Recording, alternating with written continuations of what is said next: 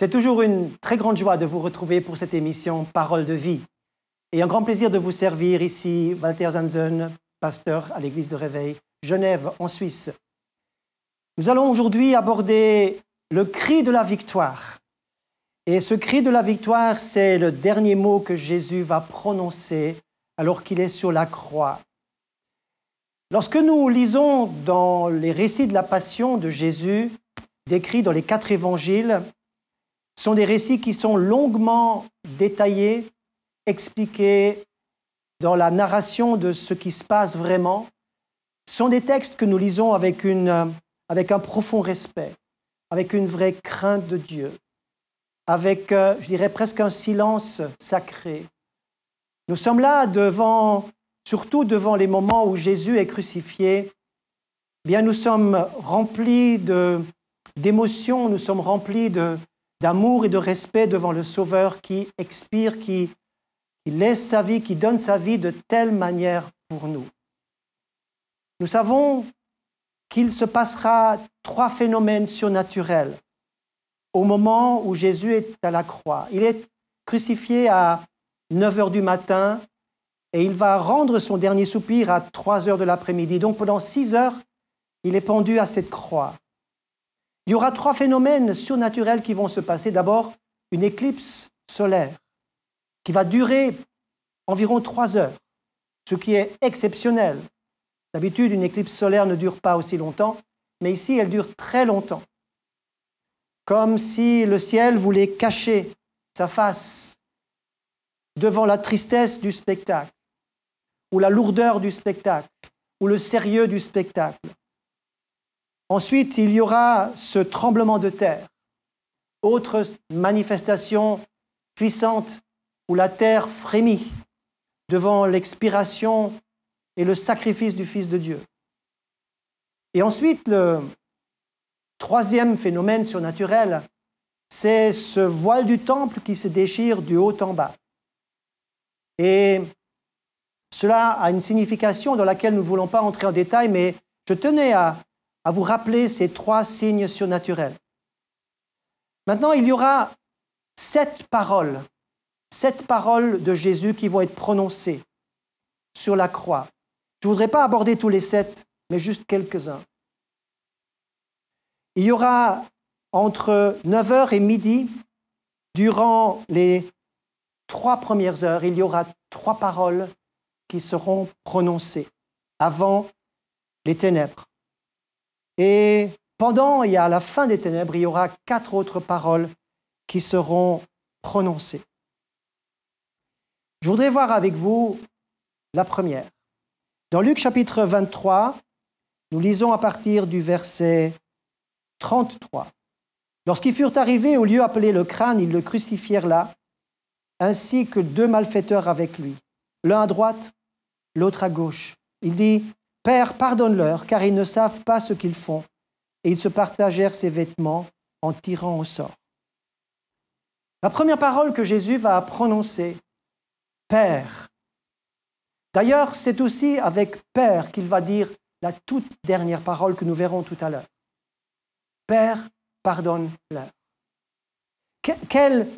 Quelle attitude absolument exemplaire, extraordinaire du Fils de l'homme et du Fils de Dieu qui va pardonner au peuple élu de ce qu'ils sont en train de faire. Il va pardonner à ceux qui le crucifient. Il va pardonner à cette foule qui vient regarder. Père, pardonne-leur, car ils ne savent ce qu'ils font. Il aurait pu dire, mais Seigneur, Père, pourquoi tout ça m'arrive? C'est injuste. Il aurait pu crier sa révolte, mais il dit, Père, pardonne-leur, ils ne savent pas ce qu'ils font. Pardonner, ce n'est pas fermer les yeux sur tout ce qui ne va pas, sur tout ce qui est mal. Ce n'est pas ignorer la douleur, minimiser la souffrance. Pardonner, ce n'est pas ravaler la colère et l'injustice. Pardonner est un chemin difficile pour chacun de nous. Selon les récits, selon nos histoires de vie, le pardon est toujours un chemin qui coûte, qui demande l'humilité, qui demande la grâce. Car lorsqu'il est dit « pardonne-nous nos offenses », il est dit, ça veut dire « Seigneur, aide-moi à remettre les dettes à ceux qui sont débiteurs envers moi, comme aussi moi je remets les dettes envers ceux qui m'ont fait du mal. » Et il va donc dire « Père, pardonne-leur ». Jésus ne veut pas qu'en aucune situation il soit séparé du Père. Voyez-vous, le diable veut toujours que nous soyons séparés du Seigneur. Il veut nous éloigner de la présence de Dieu. Il veut couper la relation. Il veut amoindrir la communion. Il veut casser l'intimité. N'autorisez jamais au péché, ni aux circonstances difficiles de la vie, ni aux coups durs de la vie, de l'existence. N'autorisez jamais au diable de vous éloigner de la présence du Père. Jésus est crucifié, il souffre horriblement, il est martyrisé, et il dit, Père, la communion avec toi est intacte. Et je veux que le pardon soit libéré. Avant que qui que ce soit demande pardon à Jésus, c'est lui qui va dire « pardonne-leur ». Mes amis, peut-être que vous aussi, vous attendez que quelqu'un vous demande pardon. Quelqu'un qui vous a fait du mal, quelqu'un qui a offensé votre personne, qui a parlé mal ou qui a agi de manière mauvaise.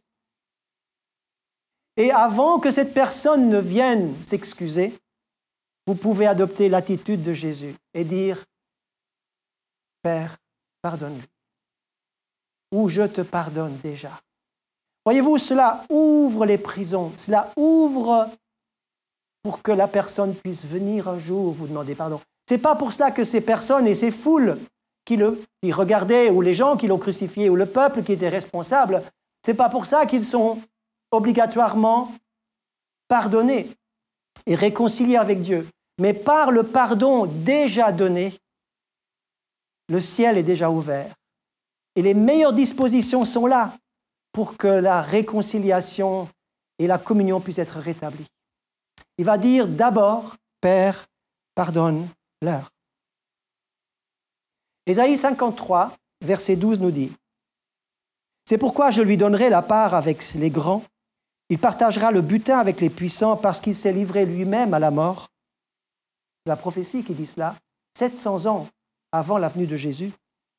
Il a été mis au nombre des malfaiteurs parce qu'il a porté les péchés de beaucoup d'hommes et qu'il a intercédé pour les coupables. Donc, en disant « Père, pardonne-leur », il intercède pour les coupables. Il intercède. Quelle noblesse de cœur, quelle force spirituelle, quelle douceur, quelle humilité. Mes amis, je voudrais que vous soyez touchés par l'humilité du Fils de Dieu. Et il aurait pu dire, bien sûr, « Père, ouvre leurs yeux pour qu'ils voient l'erreur qu'ils font. » Il aurait pu dire, « Vous avez oublié tout ce que j'ai fait pour vous. » Il aurait encore pu dire, « Mais quelle injustice! Rendez-vous compte de ce que vous faites. » Mais il dit, « Père, pardonne-leur. » Ce n'est pas l'heure de demander une réaction de la part des gens qui sont entièrement aveuglés par l'ennemi. Écoutez, dans Luc chapitre 22, verset 53, il est dit ceci, « J'étais tous les jours avec vous dans le temple, et vous n'avez pas mis la main sur moi, mais c'est ici votre heure, c'est la puissance des ténèbres. » C'est là la puissance des ténèbres qui domine.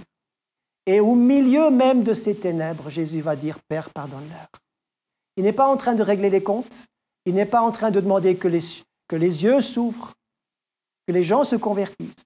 Il demande simplement, il libère tout le monde par un pardon. Quelle réaction incroyable, unique. Il y a maintenant une deuxième parole qui va retentir, sur laquelle je voudrais m'arrêter quelque peu. C'est dans Luc 23 toujours et au verset 39. L'un des malfaiteurs suspendus en croix blasphémait contre lui. « N'es-tu pas le Christ?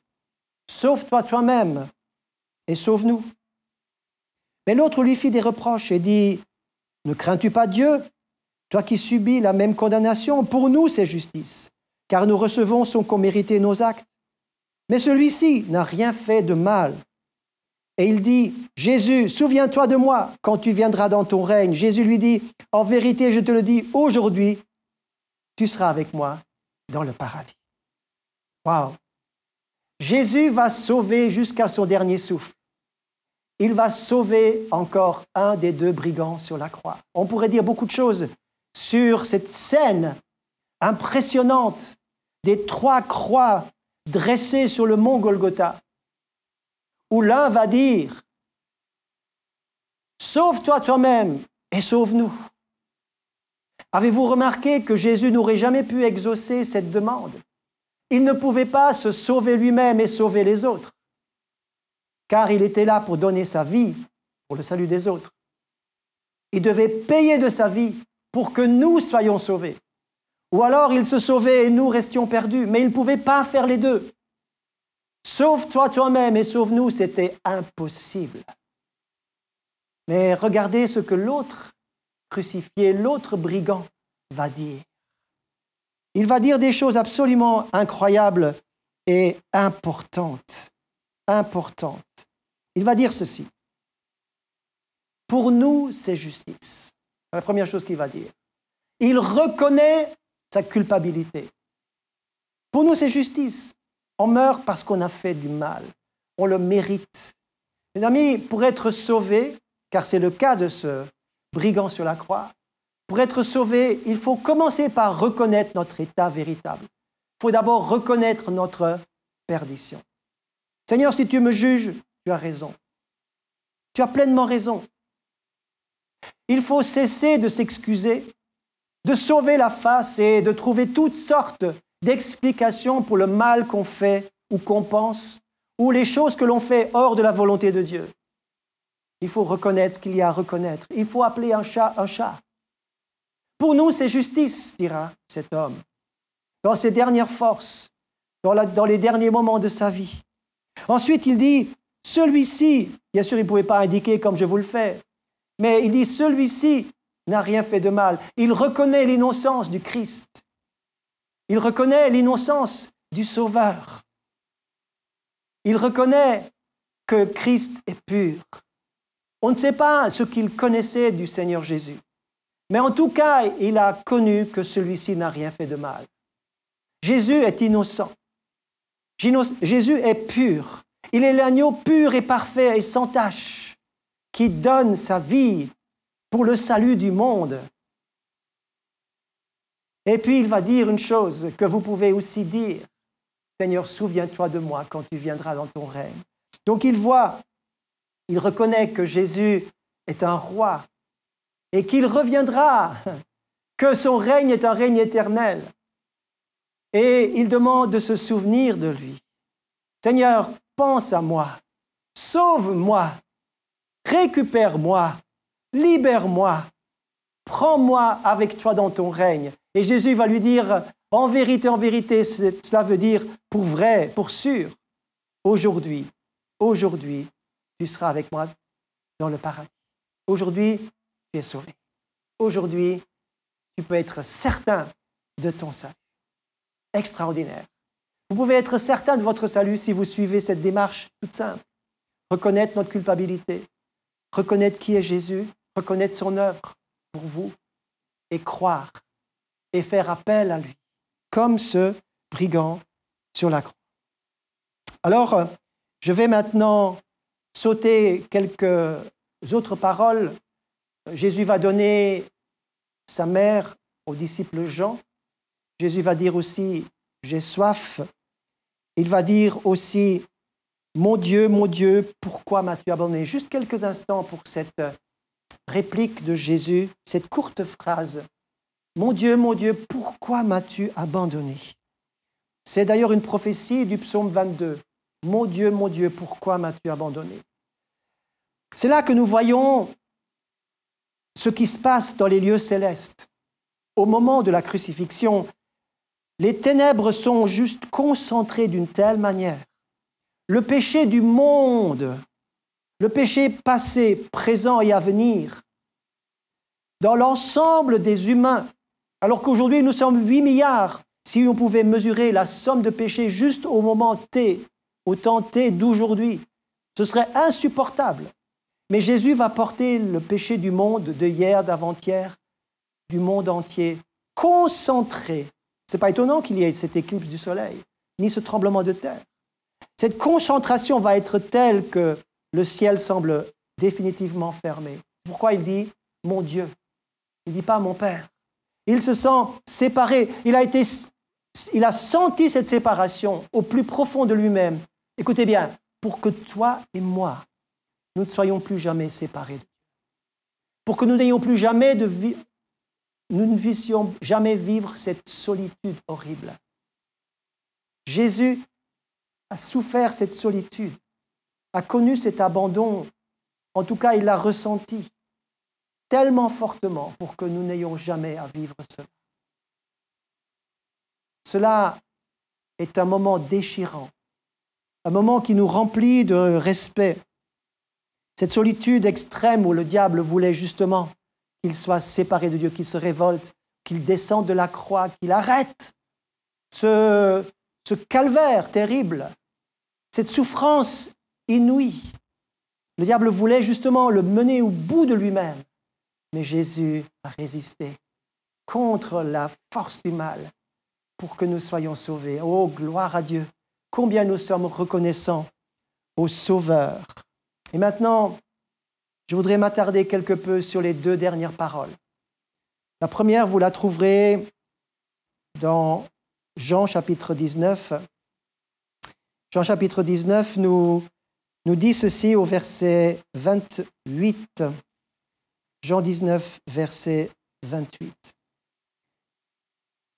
Où Jésus va dire dans la grande douleur, « J'ai soif ». Et ensuite au verset 30, toujours dans Jean 19, au verset 30, il va dire cette parole puissante. Quand il eut pris le vinaigre, Jésus dit, « Tout est accompli. Tout est accompli. » Ce mot en grec est un mot important et il veut dire « tétélestai ». Tout est accompli, ça veut dire c'est fait, c'est achevé. C'est achevé à la perfection. Rien ne reste à faire, tout est fait maintenant. Tétélestai veut dire tout est fait, tout est achevé. C'est comme un cri de victoire. Tétélestai, tout est fait. Et cela veut dire, dans le terme commercial de l'époque, on utilisait ce terme tétélestai pour dire la dette est payée. On mettait un tampon sur la facture, la dette était réglée et c'était marqué tétélestai en grec, ça veut dire la dette est réglée. Jésus a payé la dette pour notre péché, car le salaire du péché, c'est la mort. Jésus devait mourir pour payer notre dette. Et cette dette a été accomplie pour que nous n'ayons plus rien à ajouter. Il n'y a pas de complément à ajouter, il n'y a pas de quelque chose à faire en plus pour être sauvé. Le salut en Jésus, son œuvre totale et parfaite, est toute suffisante. Oh, gloire à Dieu! Gloire à Dieu! C'est un terme aussi qui était utilisé par les sacrificateurs lorsqu'ils prenaient un agneau d'un an pour le sacrifice de la Pâque et qu'ils observaient cet agneau qui devait être parfait, sans tache et d'une année, sans défaut. Et lorsqu'ils regardaient et qu'ils approuvaient cet agneau qu'on leur livrait, et ils disaient « tétélestai », ça veut dire « l'agneau est parfait ». L'agneau pour le sacrifice est tel qu'il doit être selon la loi. Tétélestai, tout est accompli. Écoutez cette parole de Colossiens chapitre 2 qui nous donne cet aspect spirituel. Il, donc Jésus, a effacé l'acte dont les ordonnances nous condamnaient et qui subsistait contre nous. Il l'a détruit en le clouant à la croix. Il a dépouillé les dominations et les autorités. Il les a livrées publiquement en spectacle en triomphant d'elles par la croix. Lorsque Jésus va pousser ce cri de victoire, tout est achevé, c'est à ce moment-là qu'il a détruit l'action du diable et il a enlevé ce que le diable voulait tenir captif. Il a détruit Il a dépouillé les dominations. Il leur a enlevé la proie.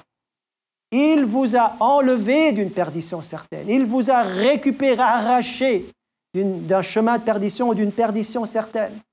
Vous n'êtes plus sous l'autorité du diable, mais vous devez vous mettre sous l'autorité de celui qui a dit « Tout est accompli pour toi, tout est fait à la perfection. Il n'y a plus rien à rajouter. » Mes amis, combien ces paroles, je le répète, nous inspirent de respect, d'amour et d'adoration pour le Seigneur. Combien ce regard sur la croix, où nous voyons Jésus qui expire et qui donne sa vie dans ses souffrances.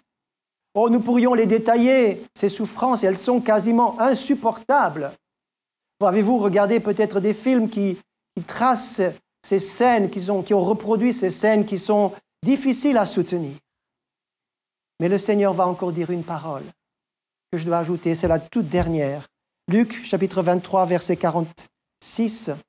Luc, chapitre 23 et le verset 46. Jésus s'écria d'une voix forte, « Père, je remets mon esprit entre tes mains. » Et en disant ces mots, il expira. C'est la dernière parole, la dernière des 7 paroles. Jésus va mourir d'une manière impressionnante. Et cette manière de mourir va toucher le centenier qui va aussi, lui, se convertir. Jésus va encore sauver par sa manière d'expirer. Il transmet le salut partout où il passe. Depuis le premier jour de son ministère jusqu'à son dernier soupir, Jésus veut sauver. Il veut sauver aujourd'hui. Il vous sauve aujourd'hui. Laissez-vous donc sauver par lui. Il va reprendre cette parole de David et qui est au psaume 31, verset 6. Et c'est avec cette parole, avec l'écriture dans sa bouche, qu'il va expirer d'une voix forte. Voyez-vous, Jésus ne va pas mourir d'une mort lente, comme les crucifiés de l'époque, mais il va choisir de mourir. Tout comme il a choisi de naître dans ce monde à Noël, il va choisir de mourir. Il va dire avec un cri, « Père », c'est là que nous retrouvons la dernière parole, « Père, Père, pardonne-leur », la première, « Père, je remets mon esprit entre tes mains ». Et Jésus va ainsi expirer avec cette parole, « Mon Père, je te rejoins maintenant et personne ne me prend la vie, je la donne de moi-même. » C'est lui qui le dira dans Jean chapitre 10, « Personne ne m'ôte la vie, je la donne de moi-même. » Il donne sa vie, il expire parce qu'il choisit de le faire et il remet son esprit entre les mains du Père. Pendant ce temps, ou juste au même moment, dans le temple de Jérusalem, puisque Jésus est sur la colline à l'extérieur de Jérusalem, dans ce moment même, on était en train de sacrifier des agneaux pour la Pâque juive. Alors que les agneaux sont sacrifiés en poussant un dernier cri, Jésus sur Golgotha pousse un dernier cri, lui l'agneau de Dieu, qui donne sa vie. Les agneaux ne donnaient pas leur vie, on leur prenait leur vie et leur sang pour la rémission des péchés, qui n'était que couverture du péché. Mais Jésus va ôter le péché du monde et il va donner sa vie. Quel extraordinaire sauveur je possède. Il est vraiment l'agneau de Dieu parfait. Il est le sacrifice parfait. Il donne sa vie. Il la dépose entre les mains de son Père. Je termine ce message avec cette dernière lecture de Actes chapitre 2, verset 25. Cet homme, c'est l'apôtre Pierre qui parle, Jésus, livré selon le dessein arrêté, ah oui, selon la prescience de Dieu, ah oui, Dieu avait prévu de donner son Fils dès avant la création du monde. Il était prédestiné. Vous l'avez crucifié, vous l'avez fait mourir, dira-t-il. Mais Dieu l'a ressuscité en le délivrant des liens de la mort, car il n'était pas possible qu'il fût retenu par elle. Car David dit de lui, « Je voyais constamment le Seigneur devant moi parce qu'il était à ma droite afin que je ne sois pas ébranlé. Aussi mon cœur est dans la joie et ma langue dans l'allégresse, et même ma chair repose en espérance, car ils n'abandonneront pas mon âme dans le séjour des morts. Le Seigneur n'a pas abandonné son Fils. 3 jours après, il ressuscite. Mais il fallait que je vous dise ces quelques paroles de Jésus à la croix du Calvaire. J'espère que ces paroles que vous allez relire dans la fin de chaque évangile, vous en trouverez tantôt les unes, tantôt les autres, vous remplissent d'un amour profond, d'un respect et surtout que vous saisissez la portée de ces paroles pour tous les hommes de tous les temps, mais aussi pour vous dans votre temps. Et que ce soit des paroles de salut, des paroles de vie éternelle, des paroles qui vous amènent à partager l'éternité avec le Seigneur. Ne trouvez-vous pas que c'est merveilleux d'avoir un sauveur comme lui? Que ce cri de victoire soit aussi votre cri de victoire. Je prie encore avec vous avant de vous laisser à la suite de votre journée. Seigneur, combien nous sommes touchés de t'entendre dans ces quelques paroles qui ont résonné dans l'univers et qui ont ébranlé les cieux et la terre. Ces paroles qui ont été marquantes, tantôt pour la foule qui l'entourait ou pour le brigand qui a été sauvé. Ces paroles qui ont été entonnées, qui ont résonné et qui ont brisé le pouvoir de l'adversaire et qui sont pour nous des paroles de salut. Des paroles qui sont des paroles qui nous donnent ce profond désir de t'adorer. Combien tu es digne, notre Seigneur et notre Dieu. Bénis tous ceux qui nous ont suivis. Bénis-les et touche leur cœur. C'est ma prière au nom de Jésus. Amen. Alors, encore une fois, merci de m'avoir suivi. Et c'est au plaisir que je vous retrouverai pour une prochaine émission, Parole de vie.